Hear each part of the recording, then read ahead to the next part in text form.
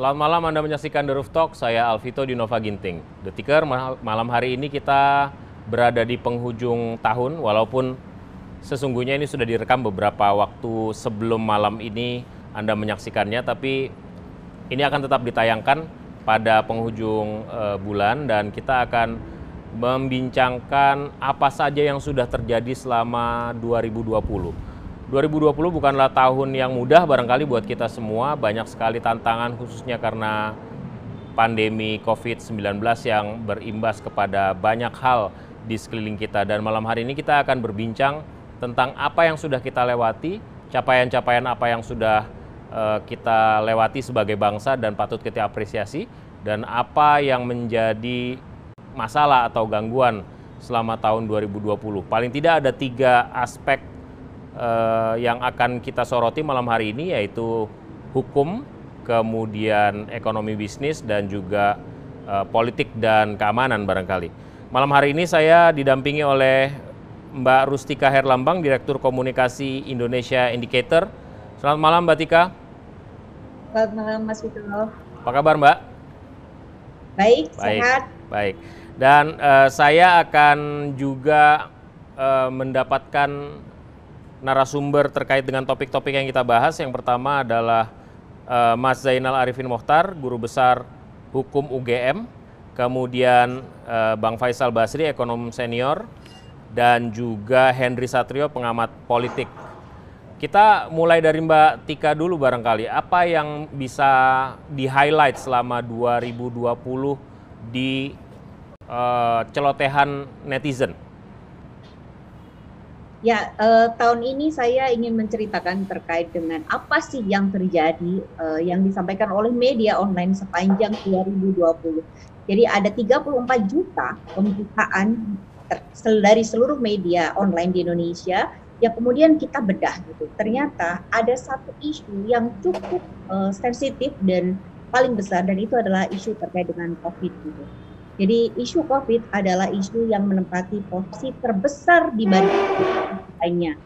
Dilihat jika kita dibandingkan dengan isu terkait dengan Pilpres misalnya, di bulan Maret sampai di bulan Mei, ternyata isu terkait COVID itu 5 kali lipat dibandingkan dengan isu terkait dengan Pilpres. Dan ini artinya apa?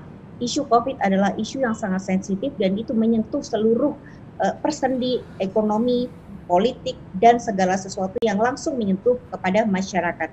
Nah, itu adalah isu terbesar yang ada di Indonesia. Dan kita melihat bahwa di tahun 2020 ada satu perhelatan politik yang cukup kuat, yaitu Pilkada, di mana isu ini menempati posisi kedua dari seluruh isu yang ada di Indonesia.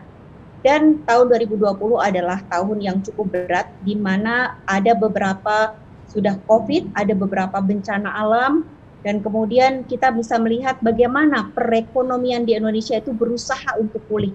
Dan hal itu dibuktikan dari berbagai pemberitaan terkait dengan perekonomian itu mendominasi. Jadi isu terkait dengan UMKM, pertumbuhan ekonomi, kemudian soal PHK, kemudian soal kemiskinan adalah isu-isu yang paling banyak diberitakan di media di Indonesia. Tapi ada satu sisi sebenarnya bagaimana masyarakat Indonesia itu merasa optimis gitu ya, di tengah tekanan yang luar biasa, mereka berusaha untuk tetap optimis terkait dengan perkembangan ekonomi gitu. Jadi isu terkait kemiskinan misalnya, dia sangat tinggi sekali, atau PHK, dia sangat tinggi di bulan Maret sampai di bulan Mei. Tapi setelah itu dia menurun. Berbeda halnya dengan UMKM gitu, yang kemudian dia meningkat, jadi secara tren dia meningkat tajam. Isu terkait dengan hukum adalah isu terbesar berikutnya. Korupsi adalah masalah yang menjadi hal penting bagi masyarakat Indonesia. Terbukti dari tahun ke tahun isu terkait dengan korupsi adalah isu terbesar di Indonesia, selalu masuk di level 5 sampai 10 gitu. Dan tahun ini isu terkait dengan korupsi ada di posisi ke-6. Dan apa makna dari ini semua sebenarnya? Bahwa isu korupsi bukanlah isu yang insidental. Dalam artian apa? Isu yang hanya ramai pada saat-saat tertentu dan kemudian sepi di saat-saat yang lain. Isu terkait korupsi adalah isu yang dia hampir setiap bulan muncul dari bulan Januari sampai bulan Desember. Dari sisi persebaran isu, ternyata isu korupsi adalah isu yang menyebar di seluruh Indonesia. Artinya bahwa ada kesadaran sebenarnya dari masyarakat dan media untuk lebih waspada terhadap kasus korupsi yang itu bisa meruntuhkan sendi-sendi perekonomian di Indonesia. Nah, itu adalah beberapa isu terbesar yang ada di Indonesia, dan perlu ada catatan pula bahwa isu terkait dengan intoleransi adalah isu yang juga masuk ke dalam peredaran media di Indonesia, dan ini adalah isu yang cukup sensitif dan banyak disampaikan gitu. Dan di 2020 juga ada beberapa isu-isu yang sifatnya insidental gitu ya, yang besar sekali dan kemudian rame, dan kemudian kita lihat misalnya seperti RUU HIP, dia sempat rame sekali tapi sekarang sudah mulai menurun. Omnibus Law adalah isu yang dia konsisten dari Januari sampai di bulan September, tapi kemudian isunya udah mulai menurun. Kemudian juga ada beberapa isu terkait dengan Muhammad Rizik Shihab yang sekarang lagi rame dan situasinya sedang proses hukum. Ya, itu adalah situasi di tahun 2020. Jadi ada optimisme sebenarnya dari masyarakat di dalam geliat yang paling sulit di masa pandemi seperti saat ini. Demikian Mas Vito. Baik Mbak Tika, karena Anda akan menemani saya sepanjang program ini, kita tahan dulu, nanti sedikit-sedikit kita keluarkan, kita cicil.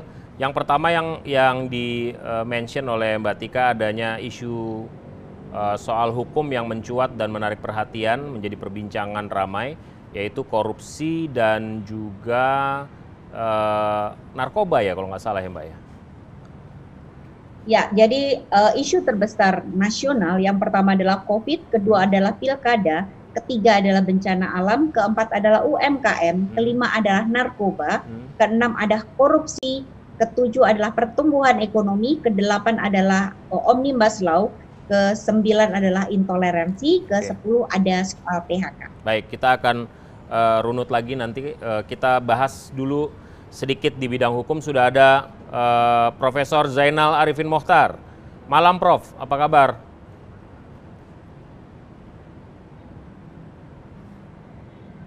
Selamat malam Mas. Oke, apa yang menjadi catatan Anda? Tahun 2020 baik untuk penegakan hukum dan pemberantasan pelanggaran HAM? Iya, saya sebenarnya memulai dengan pernyataan bahwa tahun 2020 itu lebih elegi sifatnya ya. Jadi nyanyian yang agak sedih sebenarnya untuk hukum.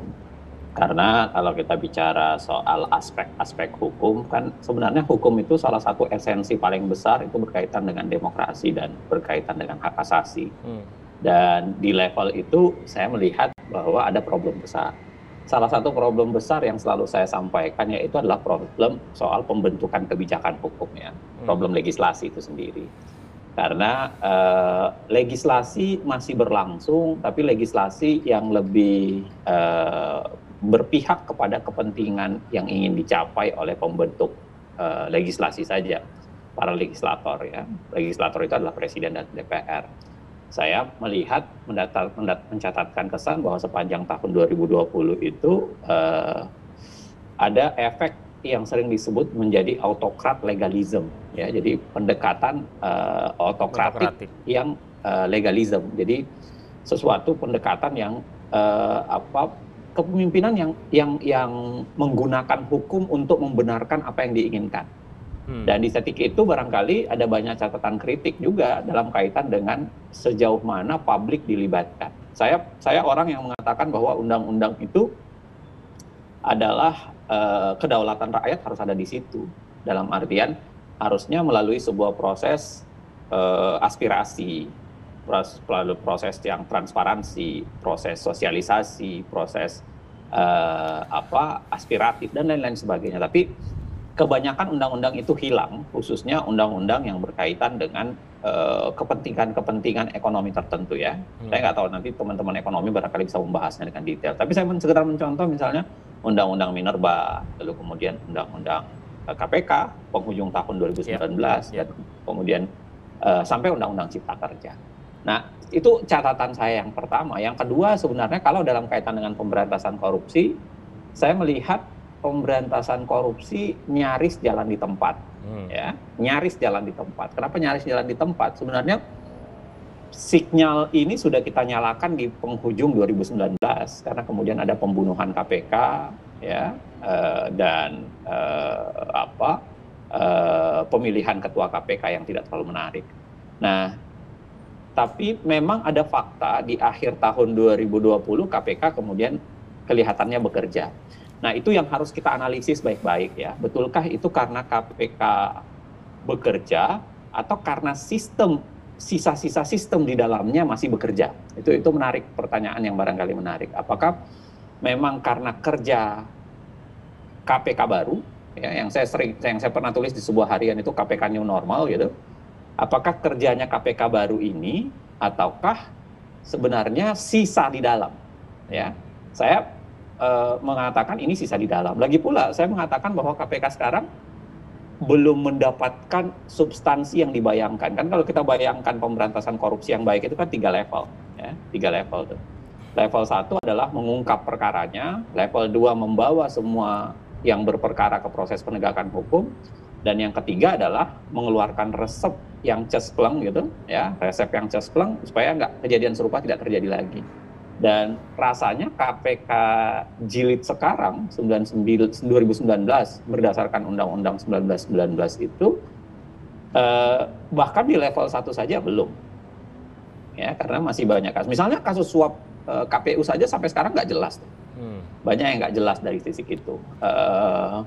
Suap di Kemendikbud yang tiba-tiba dipindah ke polisi, banyak lagi, ya. Sampai sekarang pun saya juga bingung misalnya kenapa KPK tidak berani menerapkan pasal 2 ayat 2 untuk Mensos dan maupun Menteri KKP. Saya bukan pencinta hukuman mati ya, saya penolak hukuman mati, tapi maksud saya mengancamkan dengan pasal 2 ayat 2 itu adalah bagian dari penjeraan hukum. Karena dilakukan di masa keadaan krisis. Dan itu tidak dilakukan. Artinya apa? Di level 1 saja KPK belum bekerja secara baik. Apalagi di level 2, membawa semua orang yang bermasalah ke penegakan hukum. Ya. Belum lagi level yang ketiga. Makanya saya mau bilang begini, bagi saya apa yang dilakukan KPK terakhir itu hanya sekedar menunjukkan bahwa KPK ya masih berdenyut. Masih berdenyut, bahwa ada denyutnya KPK. Tapi dan kalau kita analisis statement Anda tadi, Anda agak a priori karena itu jangan-jangan bukan kerja sistematis, tapi kerja parsial yang dilakukan oleh sebagian dari mesin KPK yang masih menganut mazhab lama, kira-kira begitu. Itu nanti akan teruji menurut saya paling lambat di bulan Oktober 2021. Ya. Karena menurut Undang-Undang 1919, transisi kepegawaian seluruh pegawai KPK itu harus berubah menjadi ASN itu di 2 tahun semenjak Undang-Undang dikeluarkan. Jadi kan dikeluarkan Oktober 2019, berarti transisi semua menjadi ASN itu di 2021. Soal ASN ini menurut saya menarik ya, biar bagaimanapun misalnya begini, soal penyidik. Sekarang kan di KPK itu ada penyidik independen. Kalau semua beralih menjadi ASN, maka penyidik KPK itu berubah menjadi PPNS. Ya. Oke, kalau bicara PPNS, maka korwasnya itu ada di kepolisian. Mereka akan diawasi oleh kepolisian. Itu 2021 akan beralih semua. Nah, itu yang saya mau bilang ya. Jadi kenapa saya menduga, ini lagi-lagi dugaan, butuh pembuktian. Makanya saya mengatakan 2021 pembuktiannya gitu. Oktober 2021, kalau KPK masih bisa bekerja dengan sisa-sisa di internal, menurut saya akan menarik. Ya. Tapi kalau KPK ternyata betul-betul mati 2021, bulan Oktober, ya berarti asumsi yang kita bicarakan bahwa sisa-sisa terakhir itu menjadi nyata gitu. Nah, yang ketiga, saya mau bicara spesifik soal ada ancaman terhadap presidensialisme Indonesia menurut saya ya. Kan begini ya, Indonesia itu menggunakan sistem presidensial. Dalam sistem presidensial, kalau kita pakai presidensialisme di Amerika, ada namanya kutukan periode kedua. Yeah. Jadi biasanya presiden dalam second term-nya itu mengalami kegagalan. Penyebabnya ada banyak, ya. Walaupun sebagian membicarakan lebih bersifat mistikal, kutukan dari presiden yang pertama itu ada banyak perdebatan-perdebatannya. Tapi kalau kita lihat di Indonesia agak berbahayanya karena 2022 menurut saya paling lambat partai-partai udah mengalami fragmentasi dan presiden akan kehilangan dukungan dari partai. Nah, itu menarik ya. Yang paling khusus lagi menurut saya, ya karena sampai sekarang Presiden memang masih mendapatkan dukungan partai ketinggian. Ketinggian. Apa bahayanya dukungan partai ketinggian? Ya itu membuat oposisi mati. Iya. Iya. Itu membuat oposisi mati kan. Sistem presidensialisme itu berbahaya kalau oposisinya mati. Karena kalau kita baca misalnya Scott Manwaring, ini riset-riset di berbagai negara ya. Kalau sistem presidensialisme tidak diawasi dengan baik oleh parlemen, ya, dia godaan menuju otoriternya tinggi. Tapi kalau dia diawasin terlalu ketat, dia juga mati gaya, nggak bisa ngapa-ngapain. Nah, jadi kayak mirip lagu dangdut nih, yang sedang-sedang saja kira-kira gitulah. Jadi memang sistem presidensialisme modelnya begitu. Nah, yang menarik adalah apakah dengan fragmentasi parpol di tahun 2022 akan membuat terjadi kesetimbangan politik kembali untuk oposisi terhadap Presiden Jokowi, kita masih harus tunggu. Ya, 2021 yang saya bilang tadi. Tapi ada bahayanya. Jadi begini, bahayanya adalah godaan presiden ke arah otoriter menjadi tinggi. Apalagi saya termasuk yang mengatakan COVID itu menggoda pemerintahan itu menjadi lebih pelanggar hak asasi. Oke. Itu godaan tuh. Ya, karena penanganan masalah penanganan masalah bencana itu biasanya membuat terjadi penumpukan kekuasaan ke eksekutif maupun parlemen di negara-negara manapun, ya bukan sekedar Indonesia. Nah, godaan ke otoriternya tinggi, ya, sehingga saya mencontohkan misalnya begini, Perpu pertamanya Jokowi itu adalah Perpu ekonomi yang punya isu-isu menarik di dalamnya.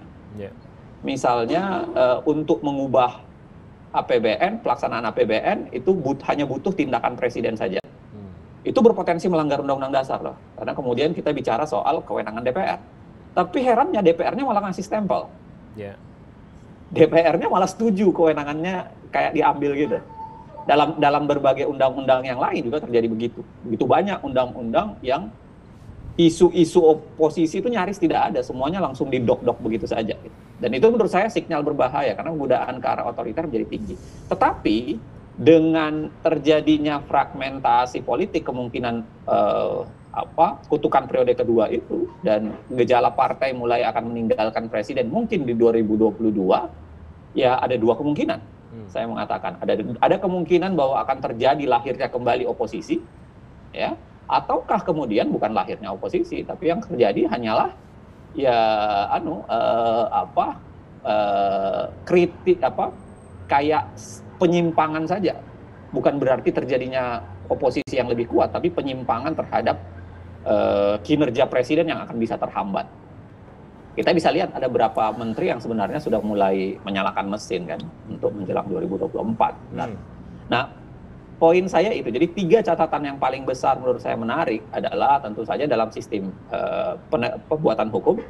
Kita bicara soal undang-undang MK yang buruk sekali, kita bicara soal undang-undang Minerba yang sangat buruk, kita bicara soal undang-undang KPK, undang-undang MK, undang-undang Cipta Kerja, ya, yang melahirkan semacam autokratik legalism di dalamnya.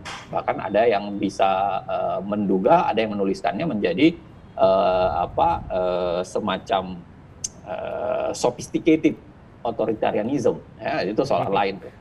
Kita bisa dibincangkan kemudian. Tapi yang kedua adalah pada saat yang sama godaan COVID meninggi dan kemudian presiden kelihatannya tidak mendapatkan oposisi yang berarti.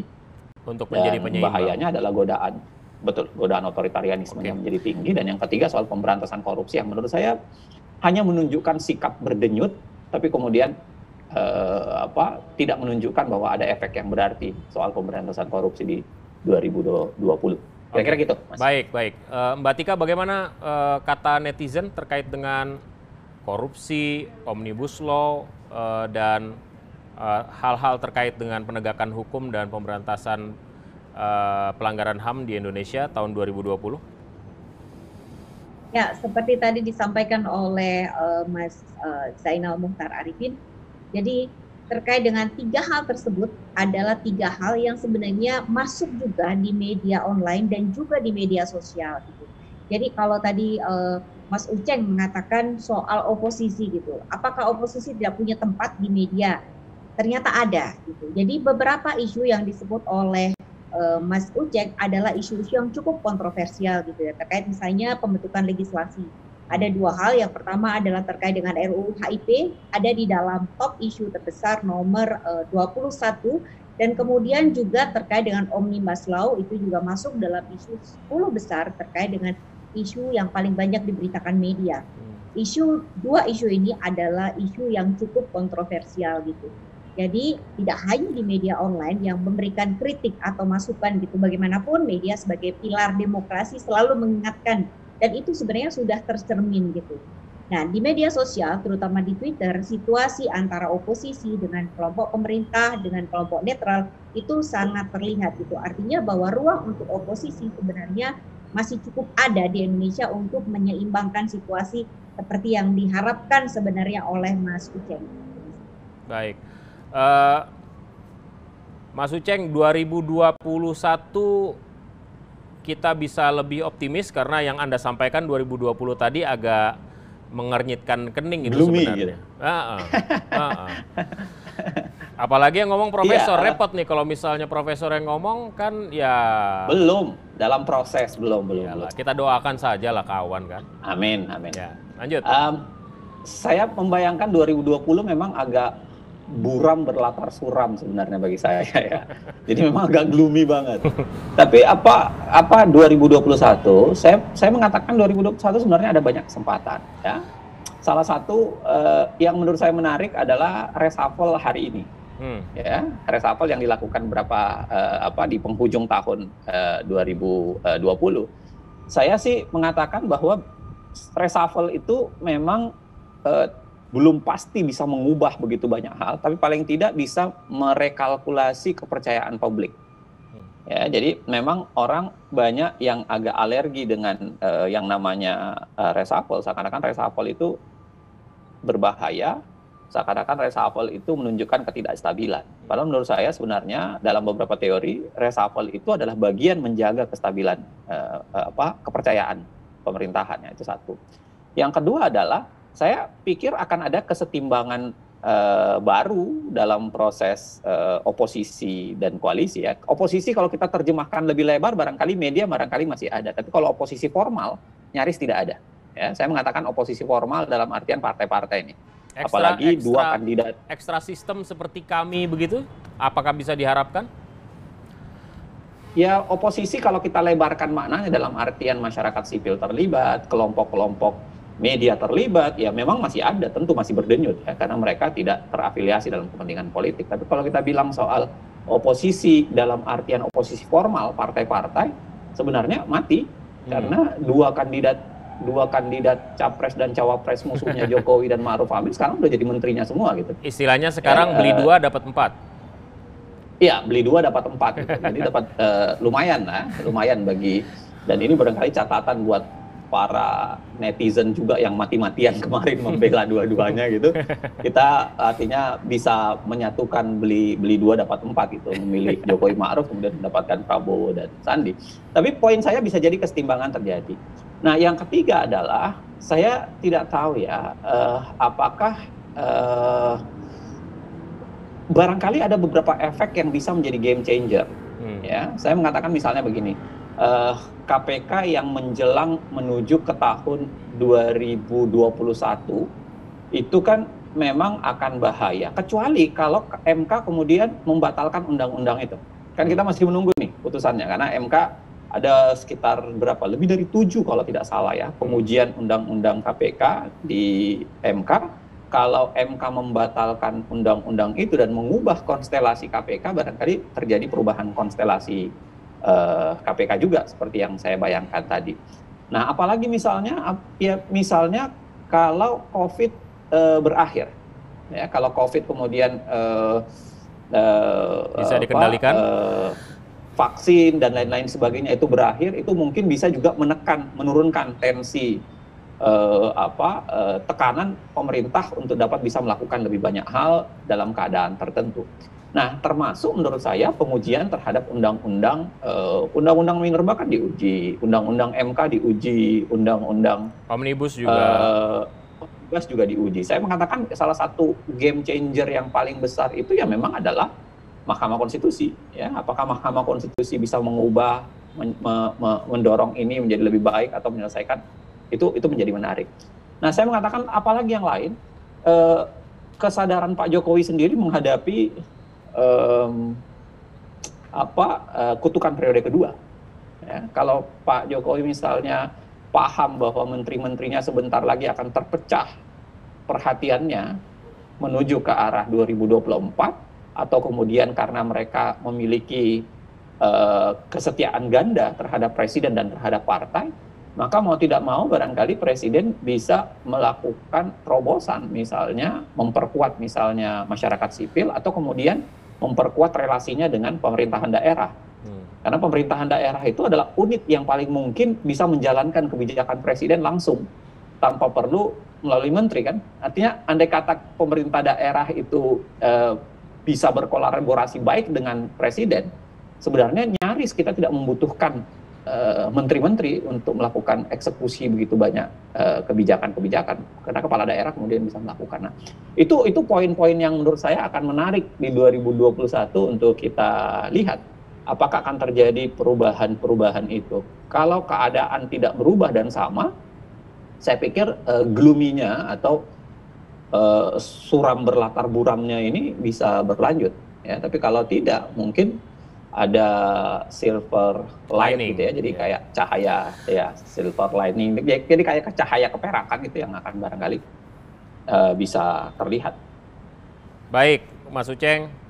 Terima kasih atas reviewnya, dan mudah-mudahan 2021 kita bisa ketemu lagi untuk untuk evaluasi lagi apa yang sudah kita bicarakan malam hari ini. Terima kasih sekali lagi. Menguji apa yang kita pikirkan tadi. Ya, terima kasih. Selamat malam. Terima kasih Mbak Tika. Ya. Mas Vito, makasih. Baik, Mbak Tika, kita masih ada 2 topik lagi. Yang kedua yang kita bahas adalah ekonomi, ya. Bagaimana data yang dimiliki Mbak Tika? Mas Vito, sebenarnya saya mau melanjutkan tadi Mas Uceng ya. Jadi ada satu hal dengan hukum, itu adalah terkait dengan strategi komunikasi yang disampaikan terkait dengan hukum. Jadi beberapa isu-isu terkait dengan legislasi itu membiarkan ada ruang kosong, yang akhirnya isu itu seringkali bergulir liar gitu. Nah, ini adalah PR juga untuk pemerintah dan pembuat di legislatif supaya dia lebih fokus gitu ketika sedang melakukan pembuatan undang-undang gitu. Apalagi masyarakat sekarang semuanya harus transparan. Nah, itu harus betul-betul disampaikan dengan transparan gitu. Jangan biarkan ada ruang-ruang kosong yang akhirnya membuat isu menjadi liar dan akhirnya bergulir negatif gitu. Dan kita belajar betul terkait dengan RUU HIP misalnya gitu, di mana pada saat itu sempat terjadi ada beberapa konflik terkait dengan RUU HIP, dan itu masalahnya adalah soal komunikasi yang tidak clear gitu. Dan akhirnya apa yang terjadi adalah persepsi publik terhadap RUU HIP adalah berdasarkan persepsi apa yang mereka rasakan, apa yang mereka lihat, apa yang mereka dengar gitu. Seperti misalnya menjadi Ekasila dan Trisila seperti dalam sebuah survei. Padahal itu sesuatu yang tidak benar sebenarnya.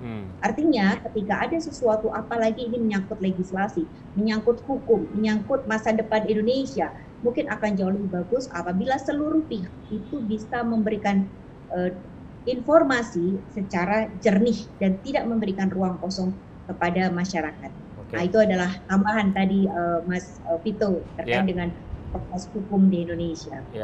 Nah, kalau terkait dengan perekonomian, saya melihat bahwa di tahun 2020 adalah masa yang sangat sulit, di mana hampir lebih dari 200 negara punya problem terkait dengan COVID gitu. Dan bagaimana Indonesia itu survive dalam menghadapi COVID adalah hal yang paling menarik dalam fenomena pemberitaan di Indonesia.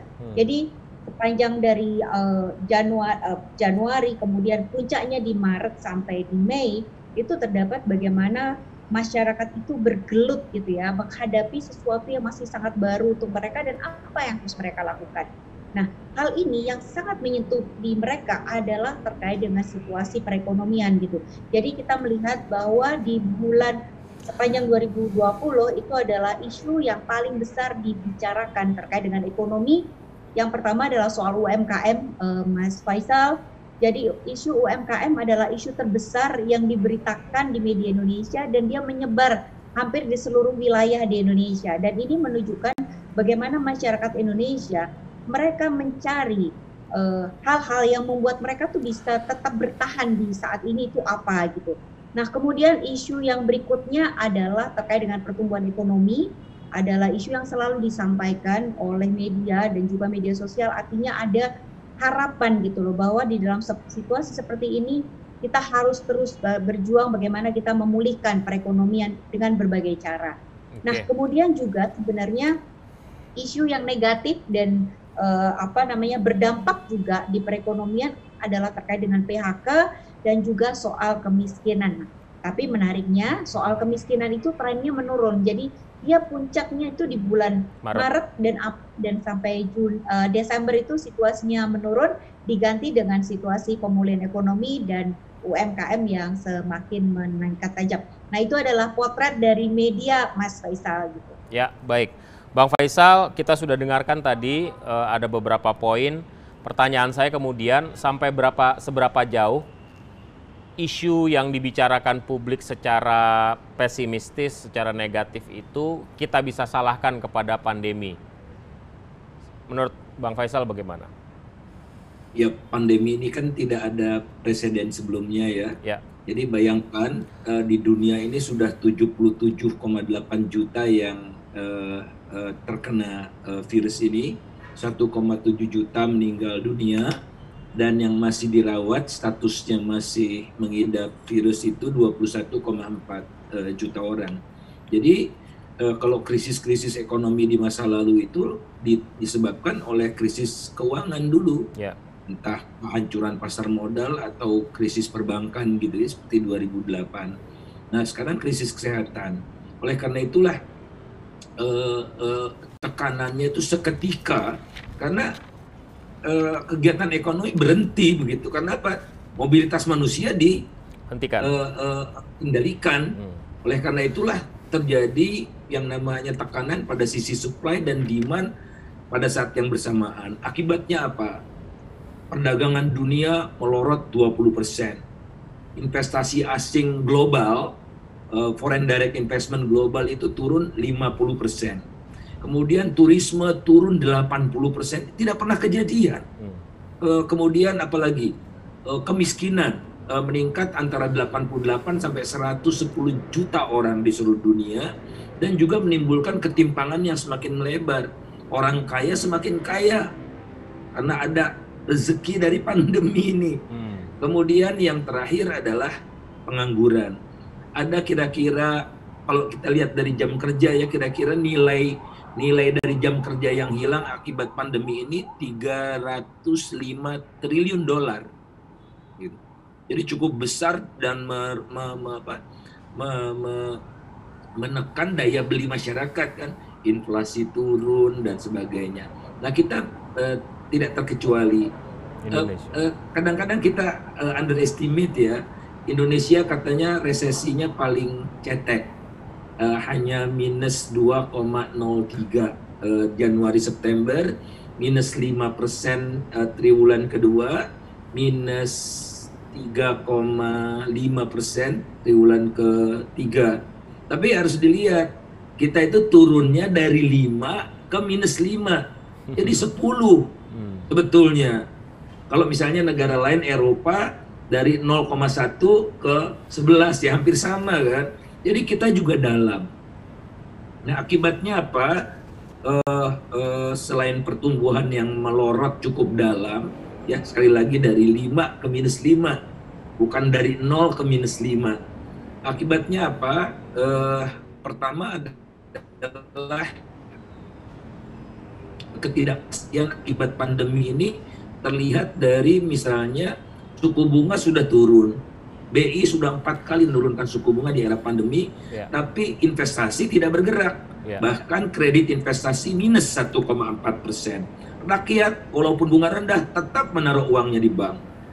Masih ada lagi uangnya masuk ke pasar saham, sehingga pasar saham kita sudah rebound dari kondisi sebelum COVID ya. Kemudian emas, blockchain segala macam itu merupakan pilihan-pilihan investasi karena mereka tidak bisa usaha akibat COVID ini. Bang, tapi pertanyaannya kemudian sejauh mana effort kita yang sudah kita lakukan itu tepat sasaran misalnya. Apa yang menurut Bang Faisal di 2020 sudah dilakukan pemerintah misalnya atau pihak terkait tapi rasanya tidak tepat? Rasanya begini, bukan soal tepat tidak tepat, tapi soal bahwa ini adalah krisis yang berbeda dengan sebelumnya, sehingga resep untuk memulihkan ekonomi tidak mempan. Ya, coba bayangkan, kurang apa coba? 700 triliun rupiah loh itu telah digelontorkan untuk PEN, tapi tidak nendang. Karena apa? Orang dapat uang, tujuannya kan dibelanjakan. Dia tidak mau belanja. Dia tabung untuk berjaga-jaga. Suku bunga diturunkan, kredit minus, gitu. Oh, dia sudah dapat kredit tapi dia tidak mau cairkan. Lagi-lagi oleh karena itu saya kebetulan bertemu Pak Budi Gunadi Sadikin, Menteri Kesehatan. Hari Jumat kemarin, hari Jumat kemarin dia kan ketua Satgas PEN. Jadi ada ketua Satgas PEN, ada ketua Satgas Corona kan. Betul. Nah dia bilang dengan terbuka gitu, dia bilang tidak banyak gunanya uang digelontorkan sebanyak ini kalau pandeminya tidak selesai. Nah sekarang dia ditugaskan untuk menyelesaikan akar masalah dari pemulihan ekonomi itu. Dan saya kok punya optimisme yang bukan biasa-biasa saja tapi luar biasa. Dia tahu apa yang harus dia lakukan. Dia orang yang berpikir sistematis berdasarkan sains dan data. Mudah-mudahan ini menjadi si tawar si dingin gitu buat kita memasuki tahun 2021. 2021 proyeksinya Bang Faisal seperti apa nih? 2020 dulu ya. 2020 saya perkirakan kan triwulan 1 itu ini belum berakhir ya. Masih tumbuh positif, triwulan 2 minus 5, triwulan 3 minus 3,5, triwulan 4 minus 1,9 ya kira-kira. Triwulan 1 tahun depan juga kita masih minus 0,9 saya perkirakan, sehingga kita baru bisa positif, belum pulih ke level sebelum pandemi ya. Triwulan 2 paling cepat. Nah, Pak Budi sudah punya strategi untuk dalam waktu 6 bulan itu bisa memvaksin seluruh target gitu. Asalkan ini pengadaan vaksinnya lancar ya, tapi Pak Budi sebelum jadi Menteri Kesehatan pun sudah koordinasi dengan seluruh rumah sakit dan klinik-klinik yang ada di Indonesia untuk mendayagunakan seluruh potensi yang ada. Tanpa itu pemulihan akan semakin lama. Bagaimana dengan salah satu resep yang kontroversial yang dikeluarkan pemerintah yang bernama Undang-Undang Cipta Kerja yang diharapkan bisa menciptakan iklim kemudahan berinvestasi dan juga berusaha? Menurut saya salah resep. Kalau kemudahan berinvestasi, kemudahan berusaha itu kita sudah membaik ya dari posisi 112 ke posisi 73. Tinggal 3 peringkat saja dengan Vietnam. Dan kita akan bisa ke 40 sesuai dengan keinginan Pak Jokowi kalau satu faktor diselesaikan yang justru di era Jokowi ini semakin buruk, yakni faktor trading across the border. Jadi bagaimana pengusaha akan masuk ke Indonesia kalau dia menghasilkan dan mengekspor dipersulit. Kalau dia beli bahan baku dari luar negeri dipersulit. Ini parah. Dari nomor 50-an ke 100-an. Jadi memburuknya luar biasa. Disinilah rente-rente itu terjadi.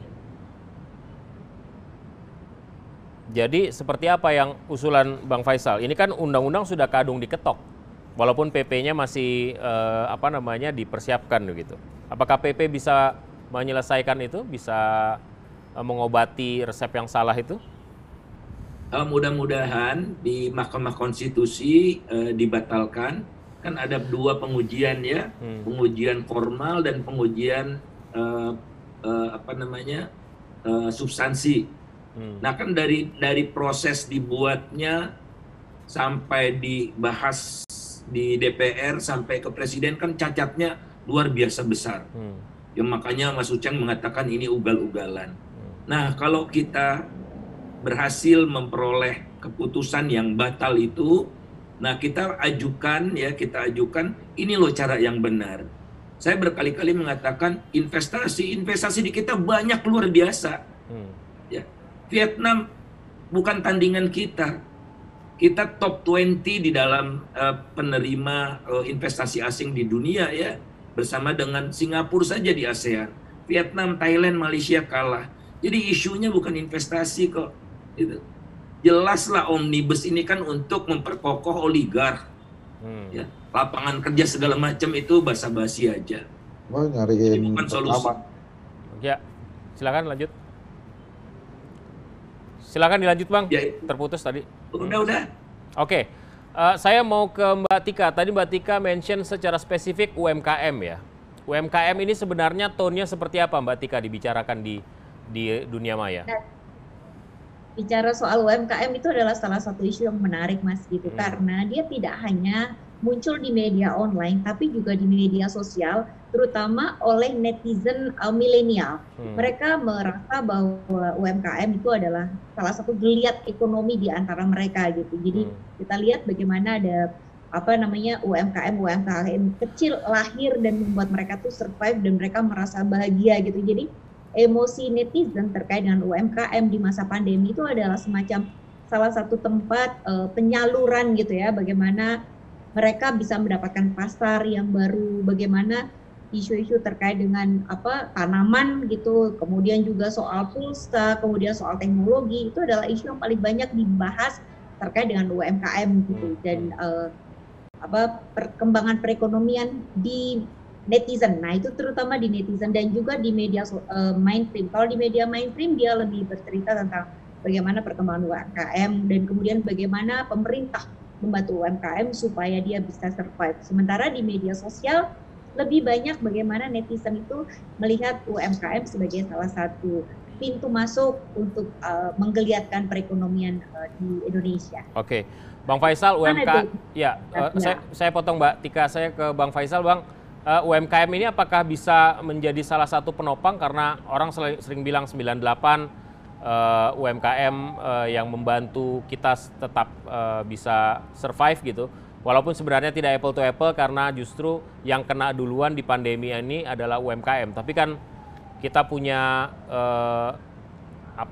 pasar maya sekarang, ada e-commerce dengan kecanggihan teknologi 4.0. Bagaimana tanggapan Bang Faisal?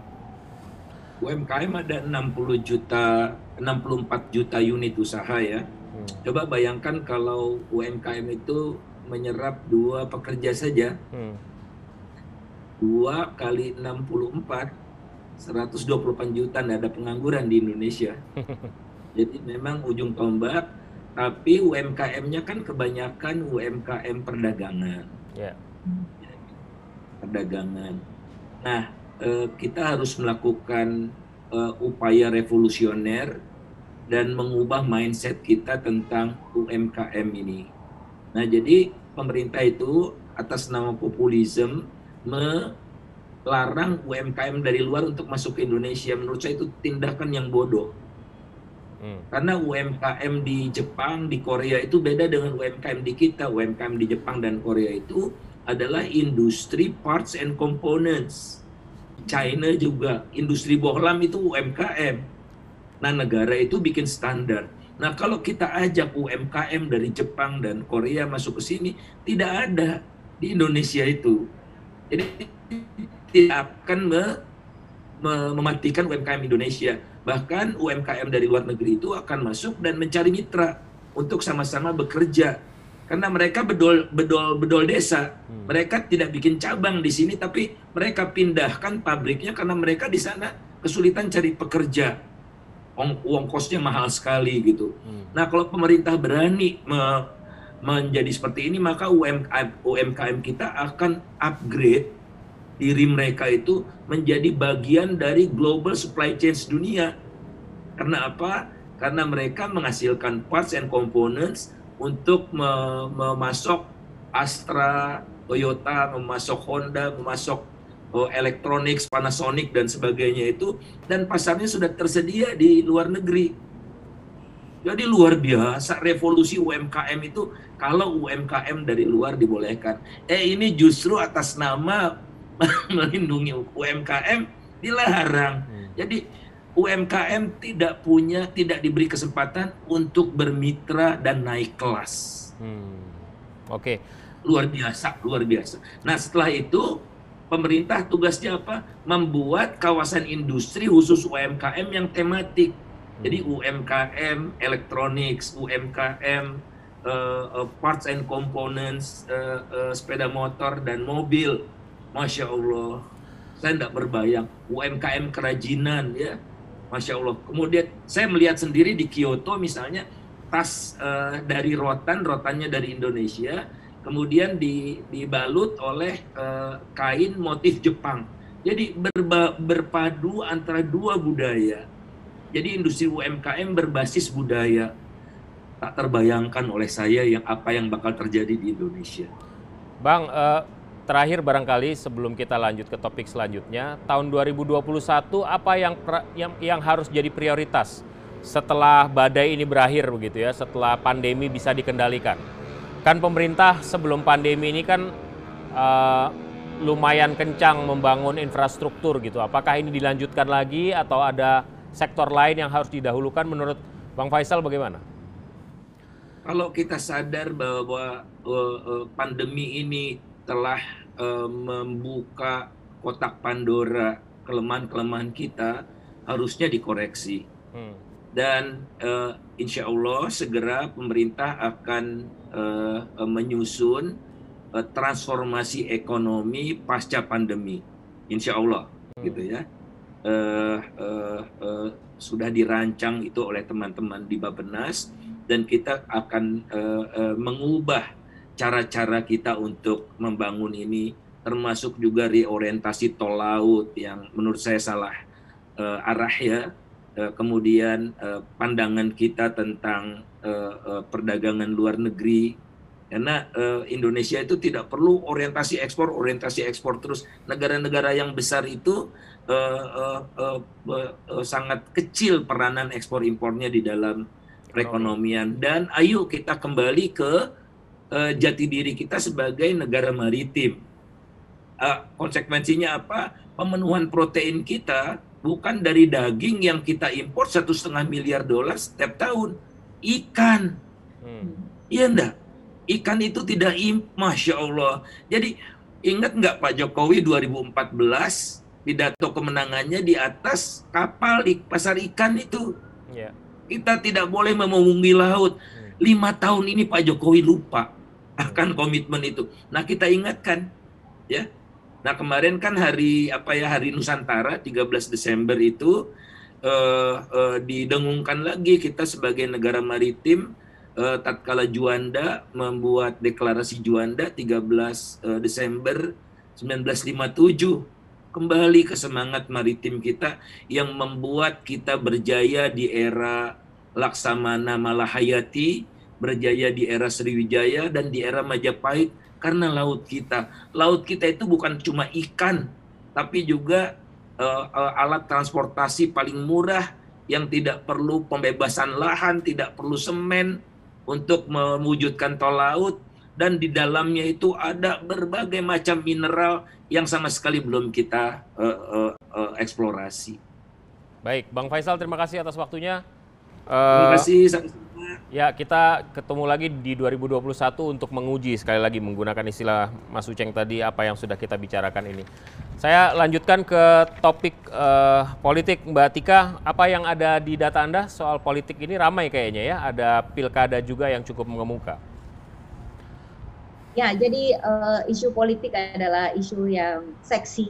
Jadi artinya dia adalah isu yang selalu dibicarakan hampir setiap tahun, dan di tahun ini ternyata walaupun tahun 2020 tetapi rasanya sudah 2024, dan itu terbukti dari beberapa isu yang sedang berkembang gitu. Yeah. Jadi isu terkait politik yang paling besar adalah terkait dengan pilkada kemarin. Kemudian juga sebenarnya ada beberapa terkait sama Omnibus Law itu juga masuk juga ranah ke politik juga, kemudian juga soal MRS Muhammad Rizik Syihab, kemudian juga ada terkait dengan Papua sebenarnya juga masuk ke masalah terkait dengan politik, dan kita masih melihat lagi ada beberapa isu yang terkait dengan politik di Indonesia, tetapi bahwa yang paling mendominasi adalah terkait dengan pilkada.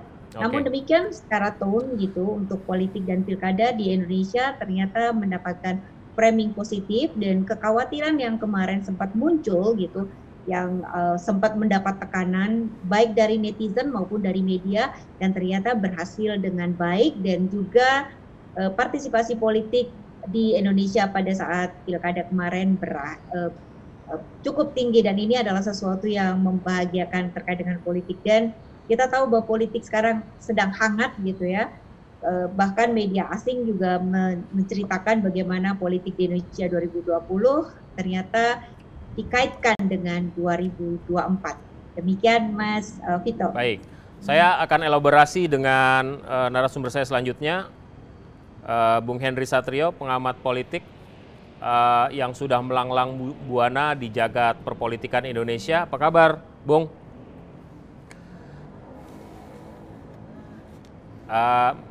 Lupa mute, masih mute kayaknya. Alhamdulillah baik, Mas Vito. Semoga sehat semua. Mbak Tika, gimana, sehat ya? Sehat, Mas. Alhamdulillah. Kita mulai yang deket-deket aja dulu, mulai yang deket-deket soal reshuffle yang baru saja dilakukan oleh Presiden. Menurut Anda ini tepat? Apakah ada orang-orang menteri-menteri lain yang harusnya juga dilukir gitu, tapi tidak dilakukan Presiden? Gimana pendapat Anda soal reshuffle? Kalau yang reshuffle saat ini, saya melihatnya memang Pak Jokowi menerapkan target-target jangka pendek untuk reshuffle kali ini. Jadi bisa kita lihat fokusnya sangat ada di 3 hal. Jadi yang pertama adalah bagaimana penanggulangan COVID-19, terutama distribusi vaksin. Makanya kemudian dia pilih Menteri Kesehatan yang pertama kalinya tidak berlatar belakang kesehatan, walaupun di dunia sudah banyak, Bang Vito. Terus kemudian yang kedua, bagaimana dia ingin sekali ekonomi Indonesia meningkat, terutama dari sisi perdagangan, kemudian dari sisi pariwisata dan ekonomi kreatif, dan lagi-lagi masih tentang COVID-19, bagaimana bansos bisa didistribusi lebih baik lagi tanpa ada celah dan korupsi. Yang terakhir adalah toleransi yang menjadi hantunya rezim Pak Jokowi dari periode pertama yang belum selesai. Nah, ini tugas Menteri Agama yang baru, bagaimana dia memimpin Kementerian Agama tidak hanya mengurusi agama Islam tapi agama lain, dan yang paling penting agama Islam yang diurus bukan hanya agama Islam yang berada di satu kubu saja, tapi juga di kubu oposisi. Nah, ini yang menarik. Tapi saya melihatnya memang ini sangat jangka pendek. Tidak ada target-target jangka panjang menurut saya, sehingga saya mewacanakan walaupun masih terlalu dini akan ada reshuffle lanjutan setelah ini. Mungkin di 2021 awal, Bang Vito. Saya sih percaya sama Anda karena kabarnya Anda sangat dekat dengan Pak Jokowi. Kita semua dekat dengan Pak Jokowi karena Pak Jokowi dekat dengan kita. Pasti. Itu jebakan yang luar biasa.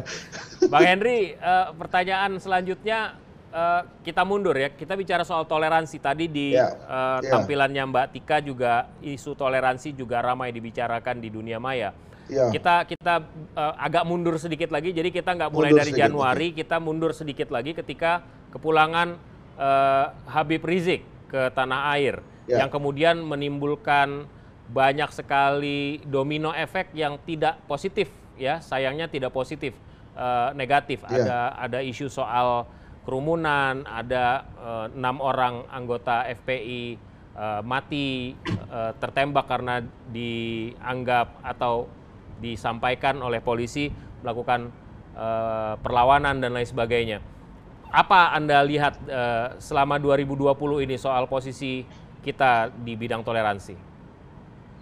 Memang ujian di 2020 ini tentang toleransi luar biasa, Bang Vito. Di Januari saja dimulai dengan halaman bebasnya Basuki Cahayapurnama dari tahanan, yang itu kemudian memunculkan babak baru di toleransi di Indonesia.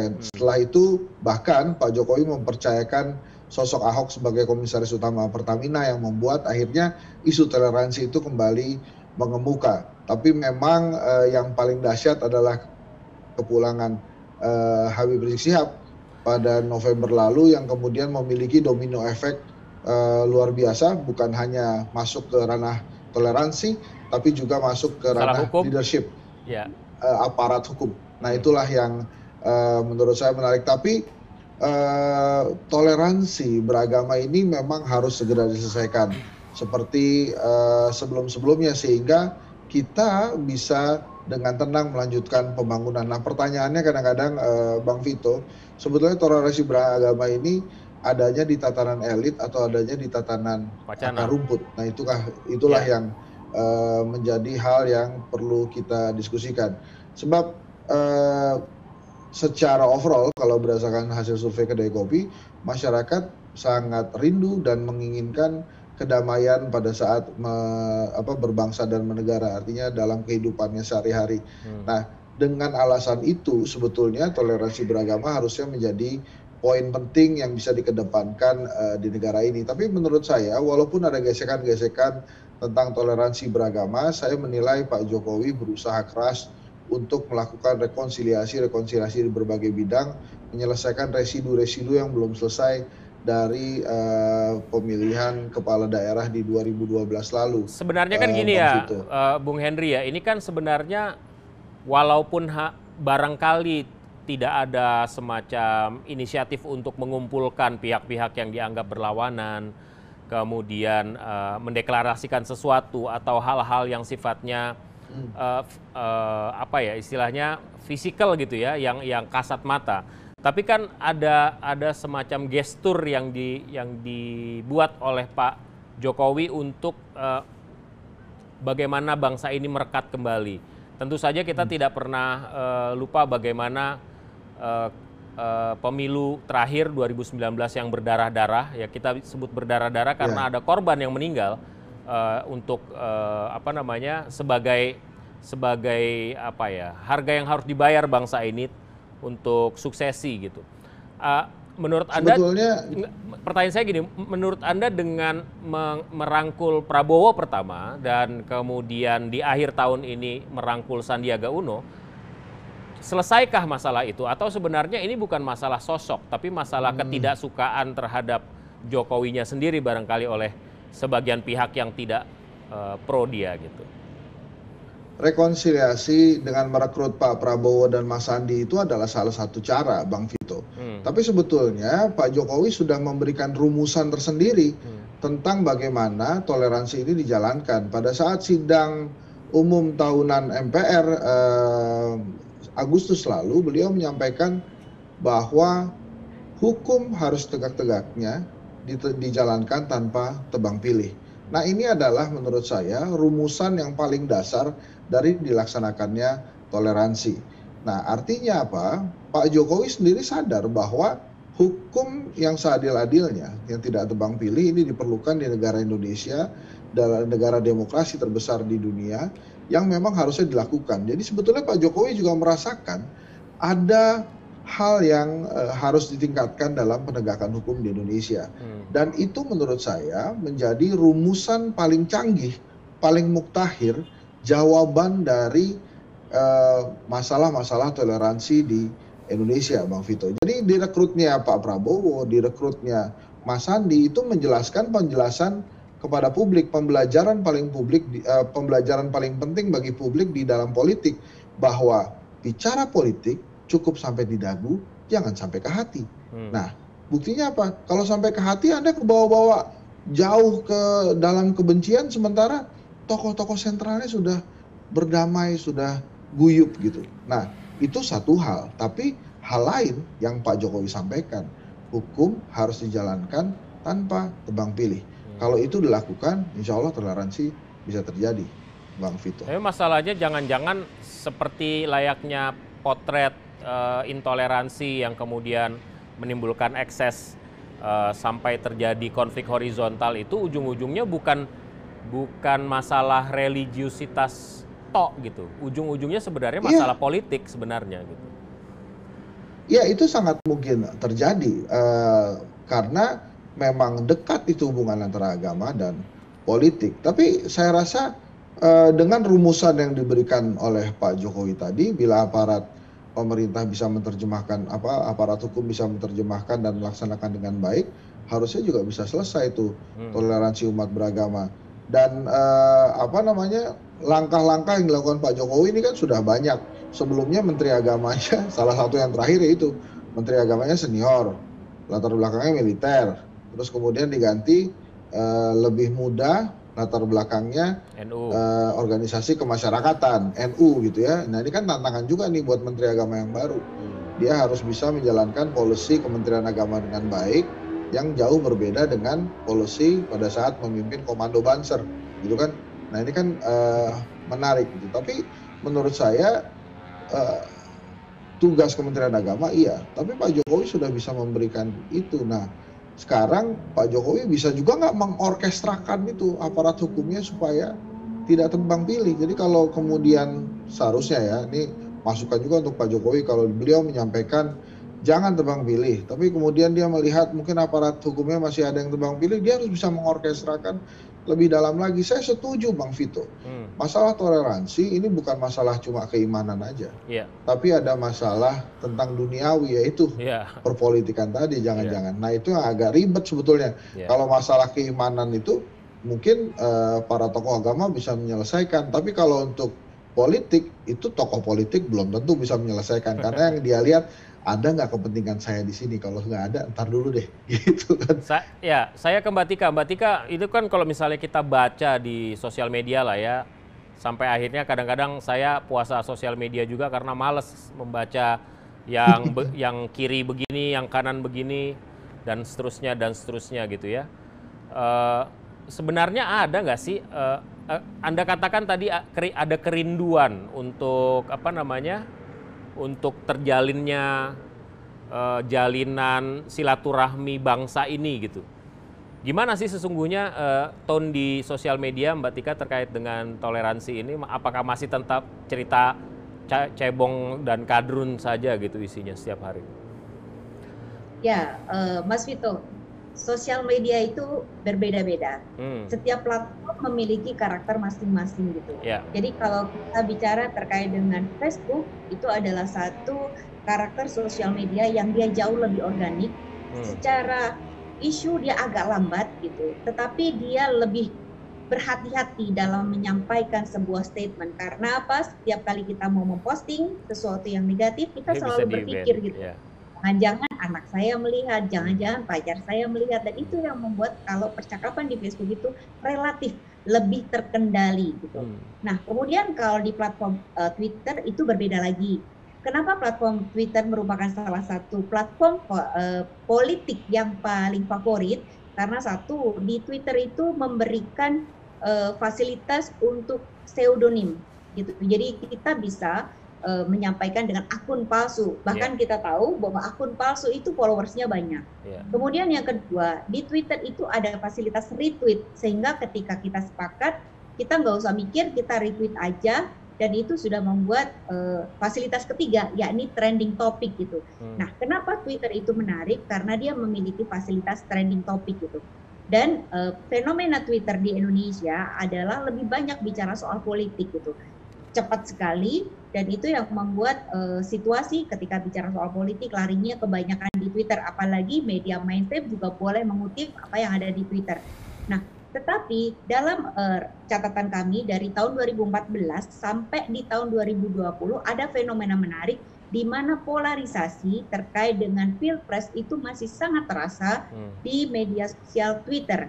Jadi sebelum Pak Jokowi, jadi ini saya buka, jadi sebelum Pak Jokowi dan Pak Prabowo itu menyatu, terdapat sebesar antara 45 sampai 55% yang pro ke Prabowo dan kontra ke kontra ke Pak Jokowi gitu. Nah, kemudian ada juga netizen netral. Tetapi semenjak Pak Jokowi itu berkumpul dengan Pak Prabowo di tahun 2019, 2020 awal itu terlihat bahwa rata-rata yang kontra ke Pak Jokowi itu sudah mulai menurun. Rata-rata jumlahnya 25-35%. Jadi ada perubahan memang gitu. Namun situasi ini sekarang sudah mulai bergeser gitu ya, terutama di akhir-akhir periode tahun 2020, di mana beberapa isu cukup kontroversial, diantaranya adalah terkait dengan Omnibus Law dan juga terkait dengan kehadiran MRR. Ya. Betul, dan itu menimbulkan pro dan kontra yang masih cukup kuat gitu. Berbeda lagi sama Instagram. Instagram adalah salah satu platform yang dia sangat disukai di Indonesia dan memiliki perkembangan yang cukup pesat gitu. Jadi tahun 2020 itu ada 76 juta pengguna Instagram di Indonesia. Dari riset kita terkait dengan Instagram dan isu-isu politik, ternyata netizen itu engagement terbesar itu seringkali berasal dari Instagram gitu. Nah, itu adalah beberapa isu. Jadi media sosialnya yang mana. Jadi Mas Vito jangan frustasi, kita masih punya media sosial dan kita justru PR kita adalah bagaimana kita bisa jangan menjadi silent voters yang diem saja, tapi kita harus memberikan atau meluruskan apabila ada hoax yang berkembang dengan sangat cepat di media sosial, karena yang menggerakkan isu politik itu salah satunya memang media sosial gitu, Mas ya, Vito. Oke. Ke Bung Henry lagi, kalau saya sempat bicara tadi sama Bung Uceng pada awal program ini, adanya keabsenan dari oposisi. Oposisi memang ada, tapi nggak ada giginya gitu loh. Kalau digigit cuman geli-geli aja barangkali, kira-kira begitulah analoginya gitu ya. Sementara ada oposisi ekstra parlementer, di luar sistem pemerintahan lah gitu dan negara yang ada. Civil society seperti munculnya kami dan juga suara-suara kritis terkait dengan apa yang dilakukan pemerintah yang dianggap tidak sesuai melalui sosial media. Nah, menurut Anda sehat nggak demokrasi kita di 2020? 2020 memang tahun yang tough sekali buat kita ya, bukan hanya COVID, tapi bagaimana ujian demi ujian terjadi. Nah, apakah oposisi harus dalam demokrasi? Mungkin iya, mungkin juga tidak. Nah, kemudian harus seberapa besar oposisi? Sebetulnya oposisi ini kan masalah mindset saja, Bang Vito. Jadi pada saat Anda tidak setuju dengan pemerintah atau dengan sebuah kebijakan, bisa saja Anda menjadi oposisi. Tapi nggak harus selalu melulu jadi oposisi kan. Nah, kalau oposisi yang besar seperti yang terjadi misalnya pada zaman SBY, itu kan sebuah oposisi ideal yang selalu harus jadi oposisi, bahkan dengan segala macam drama-drama yang ada. Sebetulnya oposisi cukup kok, kecil-kecil, asal terus bersuara, itu cukup juga membuat peringatan. Nyamuk juga kalau kecil, sekali-sekali berisik itu juga ngeganggu kita kan. Nah sama gitu, kalau oposisi nggak terlalu besar, tapi dia kerap bersuara, itu juga lama-lama akan didengarkan oleh publik, hanya saja oleh pemerintah.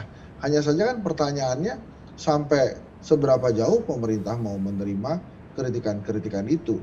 Nah, ada sebuah kondisi di mana masyarakat percaya bahwa demokrasi di Indonesia itu menurun di 2020 dengan banyaknya penangkapan. Terutama soal kebebasan berpendapat. Ya, terutama tentang kebebasan berpendapat dan banyaknya laporan-laporan yang menurut saya jadi bikin sibuk polisi itu, laporan-laporan, bahkan sampai mimpi pun dilaporkan. Nah, menurut saya itu tadi, Bang Vito, Pak Jokowi kasih resep bagus tuh, jangan ada hukum yang dilaksanakan tebang pilih.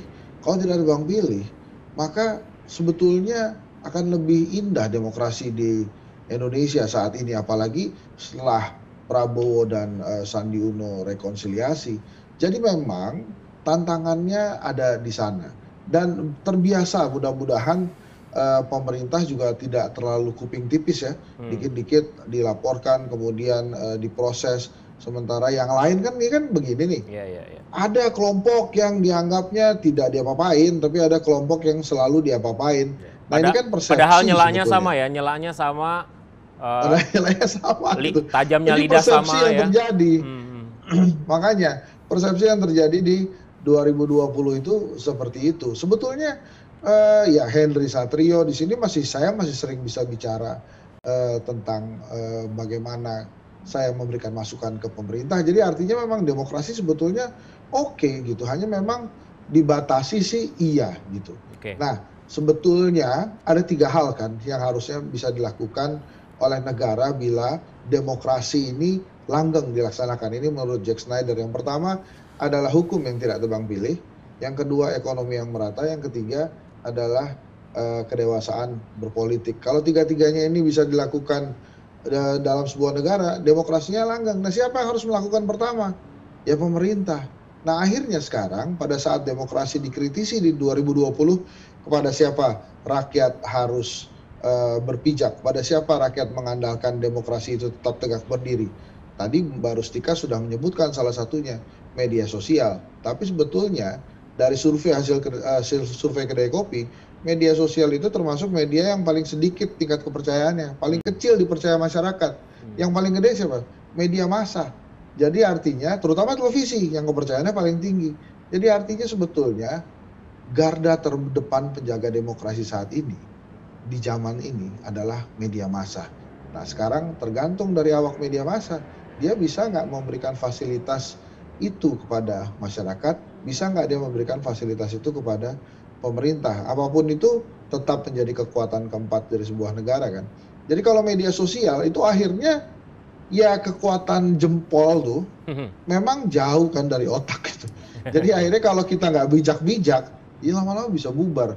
Tapi hasil surveinya Kedai Kopi itu menyenangkan menurut saya bahwa media sosial menjadi media yang paling kecil tingkat kepercayaan dari masyarakat. Jadi artinya kalau ada isu-isu di media sosial, bikin panas kayak bikin panas. Saya tuh ada 30.000 follower saya di Twitter, yang saya hafal orangnya itu aja kalau marah. Jadi nggak 30.000-nya marah kok. Ya kadang-kadang ada yang nge-retweet juga paling banyak 2.000 gitu, yang lainnya enggak. Jadi artinya memang ada kegundahan di media sosial, tapi tetap masyarakat mengandalkan informasi valid dari media massa terpercaya seperti Detikcom ini gitu. Baik, terakhir saya bertanya barangkali begini, ini sebenarnya ekspektasi sih walaupun ya nggak tahu. Apakah kemudian kita bisa setelah semuanya selesai nih, dua pasang cawapres 2019 itu udah bersatu di dalam satu rumah begitu. Apakah mungkin kebisingan-kebisingan terkait dengan residu 2019 itu bisa usai? Termasuk juga menurut saya sebagian di dalamnya juga ada isu terkait dengan Habib Rizik dan kelompoknya begitu. Apakah bisa selesai? Kalau bisa selesai strateginya seperti apa? Atau apakah proyeksi ke depan memang kita menjadi kubu yang terbelah dua selalu seperti di Amerika, Republikan dan Demokrat gitu? Prediksi Anda gimana? Sebagai sebuah negara demokrasi, pasti yang tidak setuju itu akan ada terus, Bang Vito. Dan itu sehat buat demokrasi. Betul. Kalau semuanya sama ya paduan suara gitu kan. Tapi apakah akan setajam ini terus? Itu kan pertanyaannya. Nah, saya menilai kebencian yang terjadi itu diwujudkan oleh dua pihak. Jadi tidak satu pihak aja.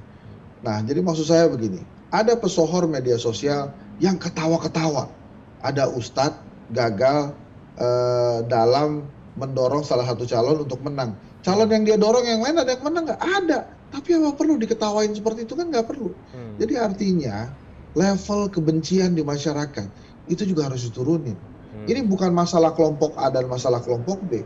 Kelompok A dan kelompok B sama-sama jelek kalau sama-sama memprovokasi kebencian. Jadi gitu, Bang Vito, saya kembali lagi ini mohon maaf kalau saya terbolak-balik atau kembali lagi ke satu pesan kunci yang sama yang sudah disampaikan oleh Presiden Jokowi. Demokrasi ini indah kalau hukum tidak tebang pilih.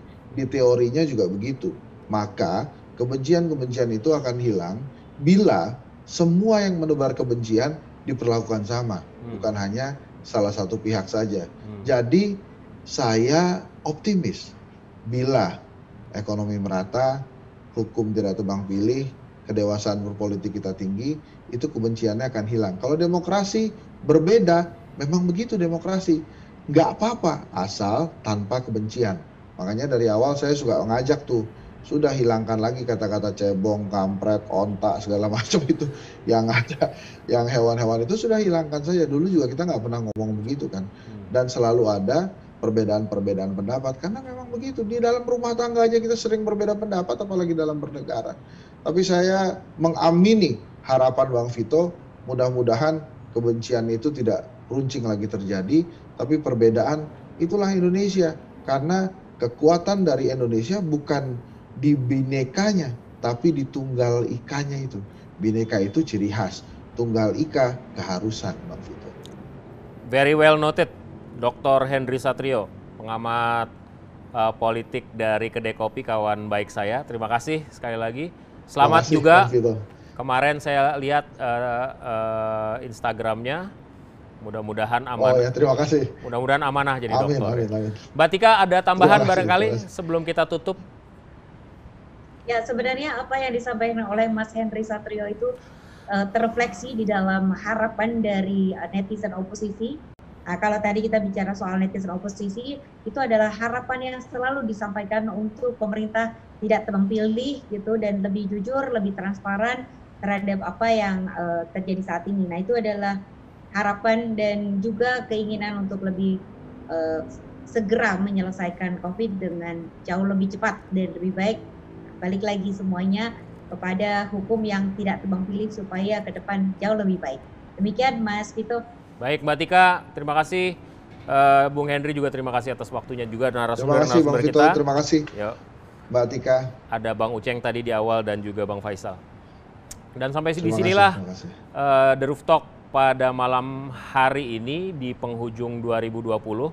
Kita sudah melewati 2020, mudah-mudahan dengan selamat, dan 2021 adalah tahun yang baru, tahun penuh harapan, tahun penuh optimisme, banyak pintu yang bisa terbuka, banyak kesempatan yang menanti Anda. Karena itu kita harus mewujudkannya dengan semangat yang optimis.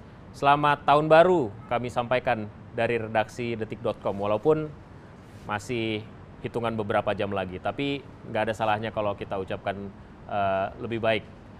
Dan sampai di sini kita akan jumpa di tahun baru, tahun depan dengan topik dan narasumber yang berbeda. The Roof Talk pamit, sampai jumpa.